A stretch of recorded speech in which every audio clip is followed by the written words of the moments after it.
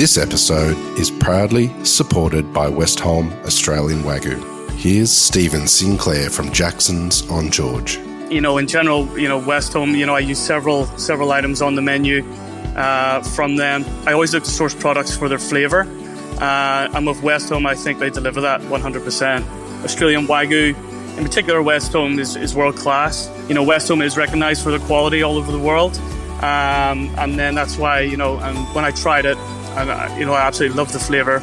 This is, why I decided to put them on the menu. Westholme believe that when nature leads, flavour follows. Learn more at westholme.com.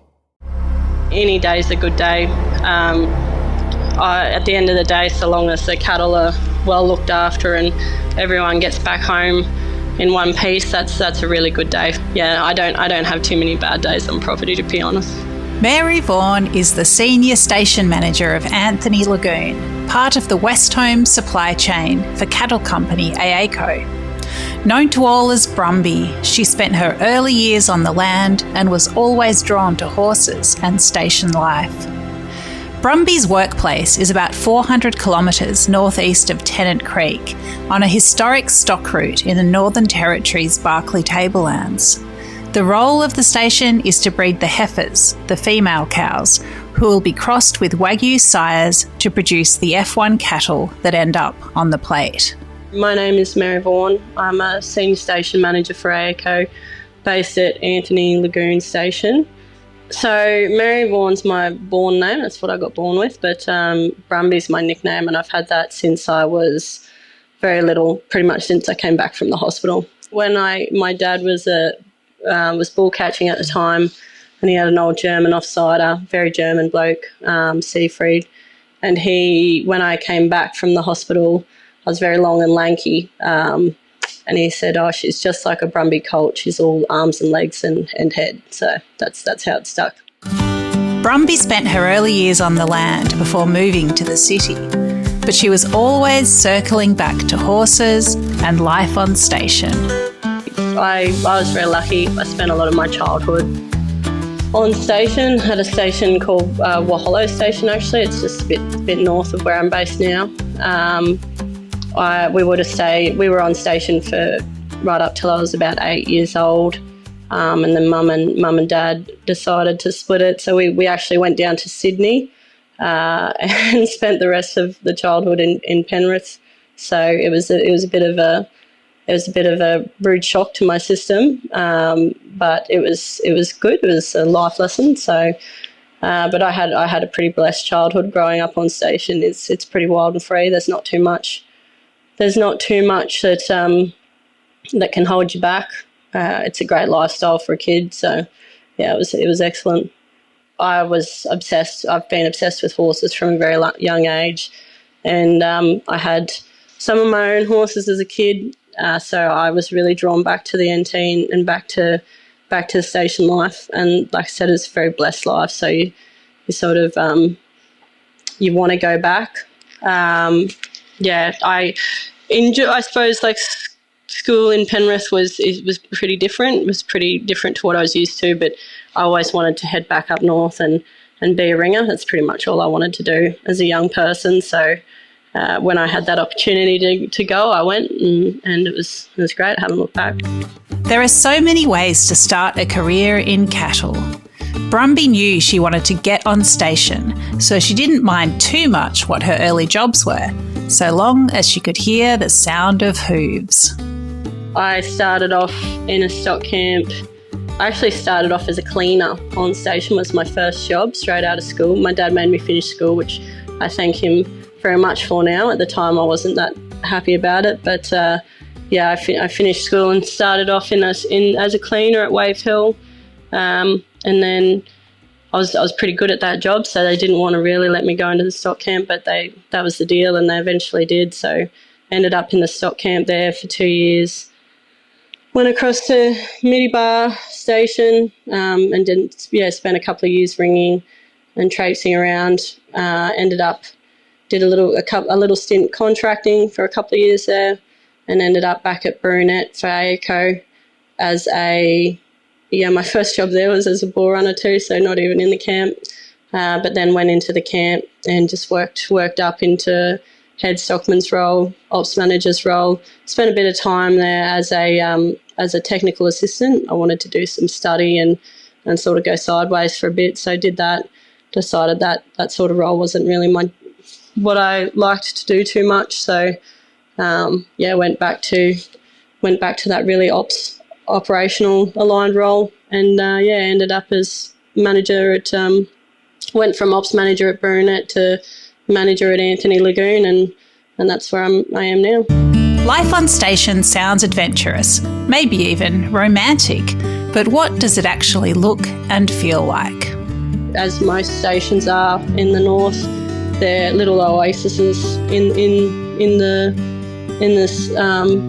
surrounds. So we've got big black soil plains that surround us, and there's not much for as far as the eye can see except golden grass and blue sky. So we're very lucky in that sense. It's very scenic. We've got a lot of bushy country as well, a lot of trees, terpy country. So we've got a bit of everything. But yeah, if you rocked up to Anthony tomorrow, you'd see a bit of a green oasis and a couple of little houses, and it's a bit of a surprise when there's people work out. There's about 20 people working here and living here all throughout the year. But yeah, beautiful rolling black soil plains is probably the best way to describe it. Anthony Lagoon is part of the Westholme supply chain. Brumby explains what they do on her station, with particular focus on the brand's exclusive Mitchell line, the mums that nurture the F1 Westholme Wagyu. Yeah, so we're sort of at the back end of the supply chain for AACo. So our herd is what we call a Mitchell herd. That's our AACo breed. We breed the replacement heifers for the Wagyus, for the Wagyu supply chain. The Wagyus themselves, like the F1s, are a terminal line. So all those animals go off to sale and end up in the supply chain one way or another. And so we breed the replacement heifers. They go down and breed more calves. So the Mitchells, they're a composite breed, and they're a breed that was developed by AACo. They're a mix of their Barclay composite and Gulf composite animals. To be honest, they're a really beautiful line of cattle. I've worked with a lot of different breeds of cattle in my career, and the Mitchells are a beautiful red line, composite line. They're multitude of colours, so they can range from red to yellow to brindle and everything in between. But they're a beautiful soft line of cattle. We're looking to mainly breed poly animals, so that's a bit of a focus at the moment, and that's just to help with a bit of, we don't technically like to dehorn, and it's something we do because we have to do. But if we can breed that out of what we do and have a bit more of an animal welfare focus, that's where we want to go. They're very strong-bodied. They sort of resemble a Santa Gertrudis animal. They are a nice soft cow, so they don't. They've got beautiful temperaments. They're generally just very, very tractable animals to handle, and they do very well as an animal that's raised on grass. They're a very solid and very good, very well performing animal. They don't have like the traditional Brahman hump. They go back to the Boss Taurus line, and they're sort of flat backed, but they're just a really nice soft line of cattle that they're easy to handle, do well in the paddock, and good to cast your eye over. Mary's focus has been horses from an early age, so mustering is one of the tasks she looks forward to. The Westholme herd runs free, but there's still oversight, care and attention. So we have a pretty extensive mustering and processing program throughout the year. So all animals are mustered every year at a minimum, just to give them their annual vaccination shots. So we want to do a welfare check. At the very minimum, we want to do a welfare check on them, give them their vaccination shots, and pull off anything that needs to be pulled off to go to sale or be marked or put into another group. So it's a pretty extensive program. Our season runs from about April through to December, and we're pretty flat bickies the whole way through there. It can get a bit steady to the back of the year, but we've got plenty of maintenance programs that we have to run. So we have many paddocks to fence, many yards to fix, and whatever other odd jobs we've got to pick up in the interim. But we'll see our cattle at least once a year, normally twice a year. And yeah, we're a breeding backgrounding place, so we've got breeders on board and some backgrounding animals. We'll breed them up and raise the calves up till they're of a weanable age, wean them, and then they'll go out into the lakes paddock and start growing up into adult animals. Our biggest paddock's nearly 850 square K, so it's quite big, and our sort of regular size paddocks are 150, 200 square K, so they're quite big paddocks, as far like bigger than a Victoria paddock, I would say anyway. But mustering generally looks like a stock camp goes out, and stock camp consists of about 7 to 8 people, and they'll go out for the day.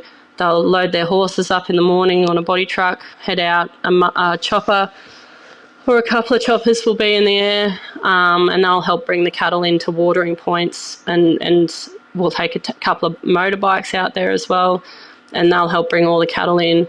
Once all the cattle are together, it's very much a typical sort of coaching mob is what they call it, and we'll walk them to their location sort of from the back end of the paddock, walk them to where we're going, and just pick up any stragglers along the way, bring them into the mob. And what that does is it just makes sure that your cattle are being handled. You don't want to run them the whole way from the back of the paddock in, so we make sure we walk them and look after them, and it looks after all the calves and the weaners that come with them, and make sure that everything's just walked at a steady pace the whole way to the yard, and then they just get yarded up at the end of the day and ready for processing the next day. Life as a station manager is diverse, with different jobs through the seasons. Brumby talks through a typical day. Every day is different, to be honest, but a sort of a regular week during the mustering season is muster a paddock at the start of the week. We'll spend about 2 days processing and a day turning out and tidying up, and then go again. So any 1 week we might do 1 or 2 paddocks, just depending on the size of the paddocks. If we're sort of at the start of the season or the back end of the season, then that's usually fencing and other maintenance jobs. So we've got a lot, like I said, we've got a lot of area defence. We spend a fair bit of time on that, and some yard maintenance jobs. We try and keep them as well as we can. They're infrastructure that we use quite regularly, so we try and make sure they're maintained up to the highest standard that we can get them. And then, we run a pretty intensive lick program as well. So all animals, and when I say lick, it's just supplement, all animals are getting what they need at all times throughout the year, so that there's no lag in them in any way. Horses have been at the centre of Brumby's life since she was little, and she still loves the trusting bond she develops with a working horse. How are horses threaded through life on a cattle station? Yeah, so it's probably the most important relationship between animal and human. Definitely, I think, on station that you can get. Like, we do a lot of work with cattle as well, so that's right up there as well. But they're your partner. You'll spend anywhere from 5 to 8, sometimes longer than that, 5 to 8 hours a day on a horse. And so you need to really develop a trusting bond with them. We start all our young horses. We start them on station with a professional horse breaker who comes around and teaches all the stock camp how to start their colts. So they have them from that really early days to build a really strong relationship with those animals, because you need to. They're not just they're not just a work tool. They become your buddies and your friends, and you spend a lot of time with them, and you want it to be a really trusting, really confident relationship, because you go through, there's a lot of things that can scare an animal, and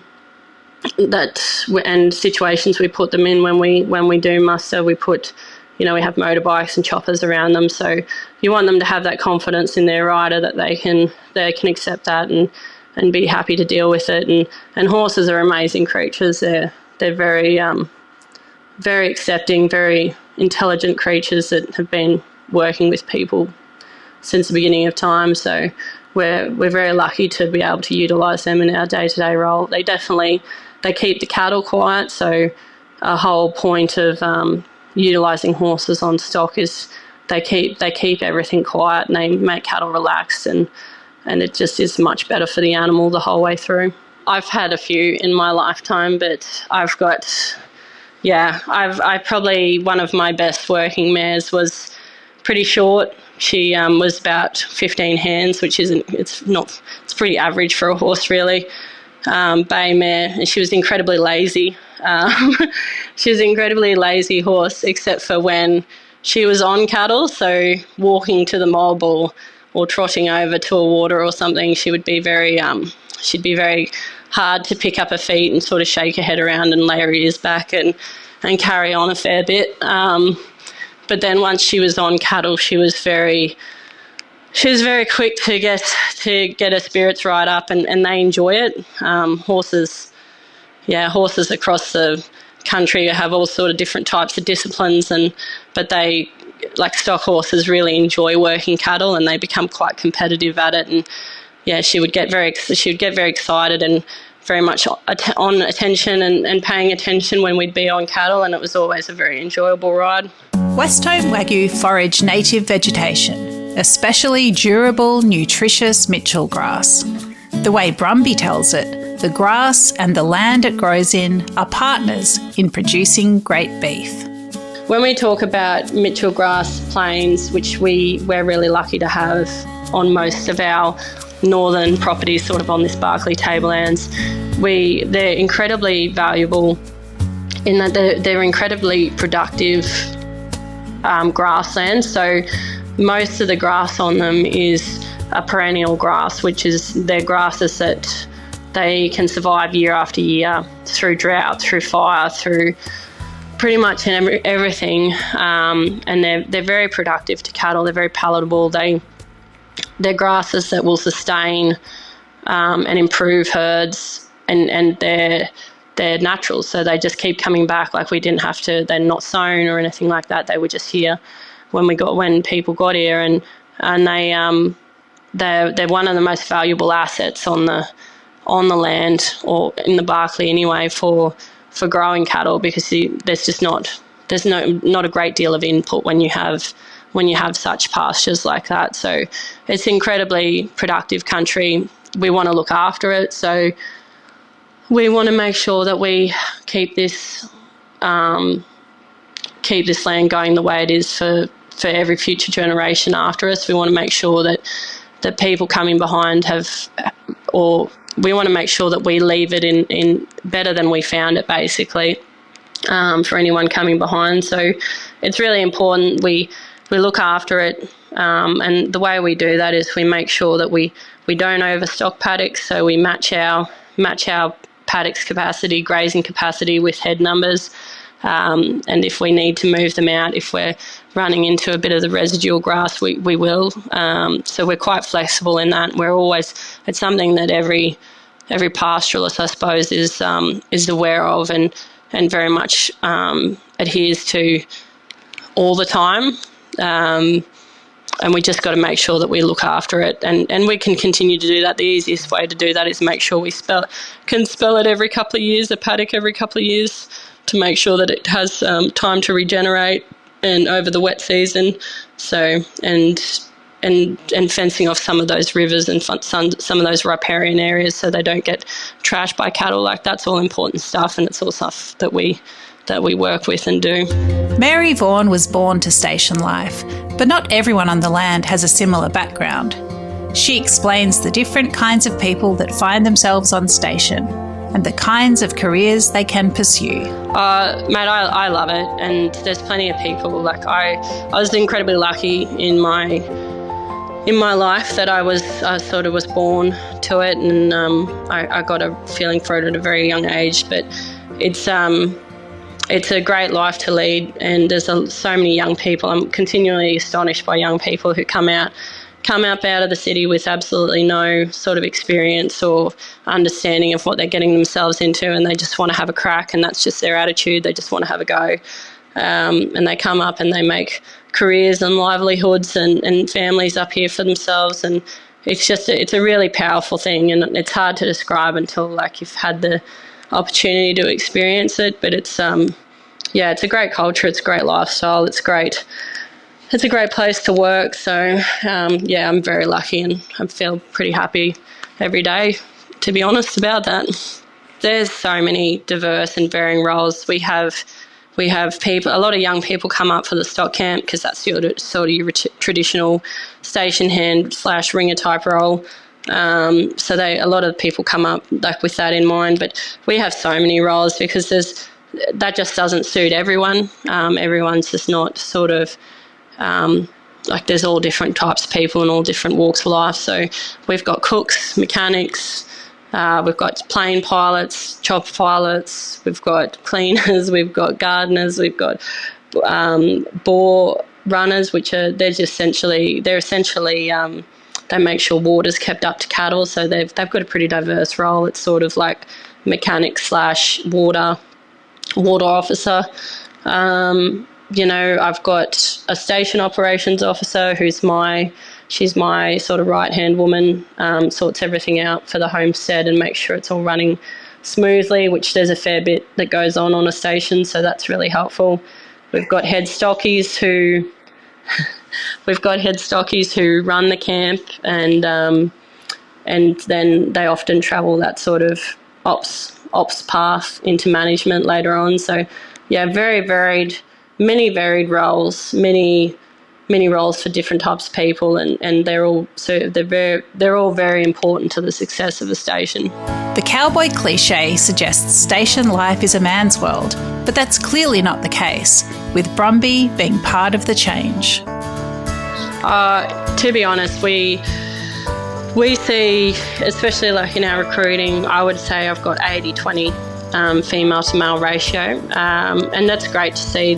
I think that a lot of that bias, it's a male-dominated industry. It's just that I think it was definitely there and has been there in the past, but there's so many advances in technology, and we're so much smarter about how we do stuff now. And there's so many advancements in the ag industry in general that it's just a bias, I suppose. It's held sort of in our heads because there's plenty of opportunity for women, any gender. There's so much opportunity up here. I always think it sort of comes back to attitude. I think if you want to give it a go, if you want to have a crack at it, and you've got a decent attitude, you'll be fine. You'll do whatever you want up here and go as far as you want. It's really just our own mindsets that hold us back. So I do think I see so many young women coming through, and they're excellent cattlemen and excellent machinery operators, road train drivers, whatever they want to do, they can do. And I think it's just it's definitely a changing space to what it was in the 80s or 90s or similar. So with life on Anthony Lagoon so diverse and ever-changing, there's a lot to appreciate. What does Mary Vaughan love about what she does? I love pretty much everything of what I do. Probably my main love for it is seeing young people come through and actually follow on and have a career up here, because I've known so many good young people who've come up, had a go and found that they love it and this is what they want to do, and then they make really successful careers for themselves, and that probably to me is that's my big thing that tickles me. It makes me pretty happy to see people come up and do and go from just young people who don't really know what they want to do or where they want to go to really high achieving young people, really high achieving in their roles and careers. So that's always a great thing. There's so much care that goes into producing the beef. I know, like at the end product, it's a steak on a plate, but prior to that, there's there's so many people along the way that are tending to those animals and making sure that they're having their best lives before they become a product. So there's just so much care involved in that, and there's not a cattleman or a stockman or a feedlot hand that doesn't care along the way. So those people weed themselves out pretty quickly. But yeah, everybody, there's just so much care that goes into the actual product, and I don't know, it definitely helps me feel happy when I go and eat a piece of beef that I know it's had a really good life up to that point, up to the point where it becomes a product. So yeah, just a lot of care. Anthony Lagoon is one of more than 20 stations that is part of the supply chain for Westholme Wagyu. Mary Vaughan loves being part of a process that honours and cares for cattle along the way to producing some of the best Wagyu beef in the world. This is Dirty Linen, and I'm Dani Valent. We air the issues that the hospitality industry finds hard to talk about, hearing from different people with unique perspectives. We want to hear from you as well. If you have something that needs to be said about a topic, get in touch so we can include your perspective. Contact us at dirtylinen@deepintheweeds.com.au or hit us up on Insta at Dirty Linen Podcast. We can't wait to hear from you. This is a Deep in the Weeds production.